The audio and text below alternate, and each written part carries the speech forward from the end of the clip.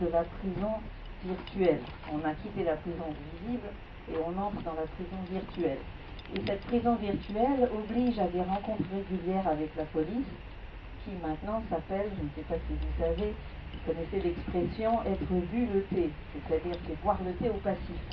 Autrement dit, quand on boit le thé, c'est actif, mais quand on est bulleté, c'est qu'on vous dit que tu dois boire ton thé, et ça veut dire on doit avoir un petit échange courtois entre nous, les flics, et toi, l'ancien prisonnier politique.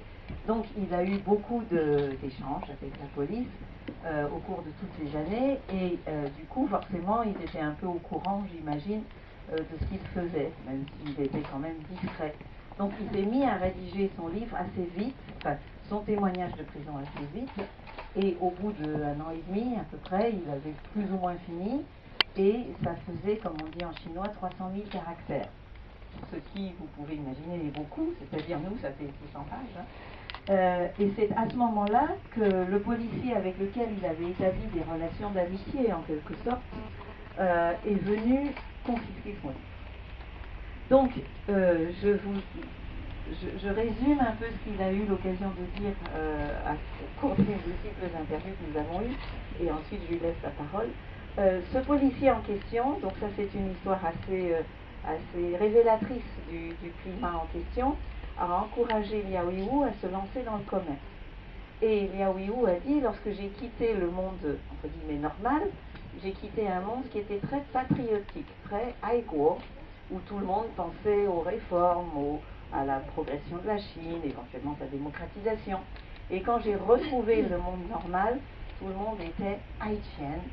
Autrement dit, entre 1990 et 1994, on est passé d'une situation où les gens avaient des aspirations patriotiques à une situation où les gens tournaient le dos à la politique et étaient complètement tournés vers le gain. Et donc il s'est retrouvé dans une société hyper matérialiste où l'essentiel était de faire de l'argent.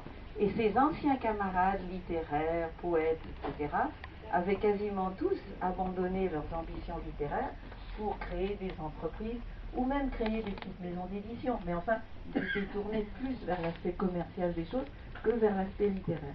Et donc il s'est senti extrêmement seul et isolé, et c'est ça qui l'a stimulé à écrire. Et donc ce policier qui venait le voir fréquemment lui disait, mais si tu veux gagner ta vie, tu devrais vendre des pantalons. C'est l'idée du policier. Et il lui a dit, si tu veux, je te donnerai des étiquettes où ce sera marqué Made in France ou Made in Italy, et tu pourras les vendre 5 fois plus cher que ce que ça te coûte. Alors il dit, mais c'est illégal, je ne peux pas faire ça. Alors le policier dit, c'est pas grave, si quelqu'un t'embête, tu nous appelles. Et il le pousse. Et Liao Yiwu, à la fin, se fâche contre lui et lui dit, mais non, moi j'ai pas envie de vendre des pantalons, je suis écrivain, je continue à être écrivain. Et donc, il termine son récit en disant, et le jour où on est venu confisquer mon manuscrit, donc quand je l'avais terminé, c'est lui qui est venu confisquer mon manuscrit. Lui, ce flic qui voulait plus ou moins son bien et qui voulait l'encourager à gagner de l'argent en vendant des blue jeans. Voilà, donc ça c'est un peu la triste histoire de Liao Yiwu, je vous en donne qu'un aspect, mais ça s'est reproduit, c'est-à-dire qu'il a écrit tout son livre, 300 000 caractères, confisqués. Il a été à ce moment-là arrêté pour 20 jours, puis relâché, et il est reparti comme en 40. Il s'est remis à l'écriture, donc de 95 à 97, tout réécrit, 300 000 caractères, et qu'est-ce qui s'est passé à votre avis? Confisqué. Retour de la police, reconfiscation.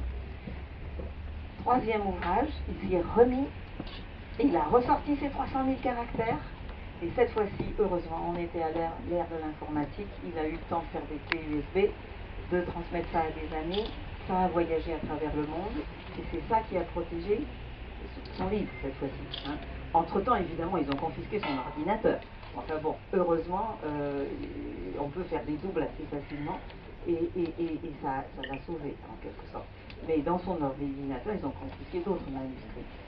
Mais, alors là, on arrive à peu près à l'an 2000, 2001, et après, ils ont mis une très forte pression sur lui, donc je ne raconte pas tout, mais en 2011, ils lui ont dit, si ce manuscrit paraît à l'étranger, comme il y avait des rumeurs, puisqu'un éditeur allemand avait fait faire la traduction de son livre, donc ça devait paraître en allemand, si ce livre paraît, tu retournes en prison pour 10 ans au moins. Et c'est là qu'il a pris la décision de s'enfuir à l'étranger.